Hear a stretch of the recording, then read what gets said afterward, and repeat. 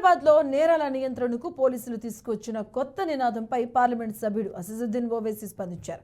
ఇటీవల పాత బస్తీలో వరుస హత్యలు జరుగుతూ ఉండడంతో ఆందోళన చెందిన పోలీసులు no friendly police, lathi charge police అంటూ పాత బస్తీలోని ఒక పోలీస్ స్టేషన్ పరిధిలో ప్రకటన చేశారు. దీనిపై ఎంపీ అసదుద్దీన్ ఓవైసీ ఎక్స్లో పోలీస్ ప్రకటనను వ్యతిరేకించారు.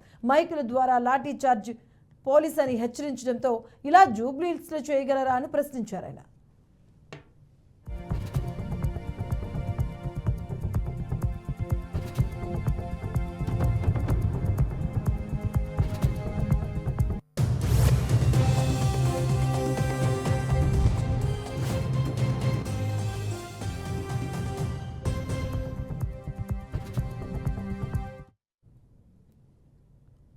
ఇతర మెట్రో నగరాల తరహాలోనే ఇరానీ చాయ్ దుకాణాలను, కిల్లీ షాపులను, వ్యాపారాలను అర్ధరాత్రి 12 గంటల వరకు అనుమతించాలని అసదుద్దీన్ కోరారు.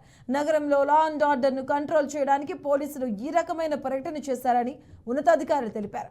నేరాల నియంత్రణ కోసమే పోలీసులు ఈ పని చేస్తున్నారంటున్నారు. అయితే అసదుద్దీన్ ఓవైసీ ట్వీట్కు పోలీసు ఉన్నతాధికారులు ఎలా స్పందిస్తారో చూడాల్సిందే.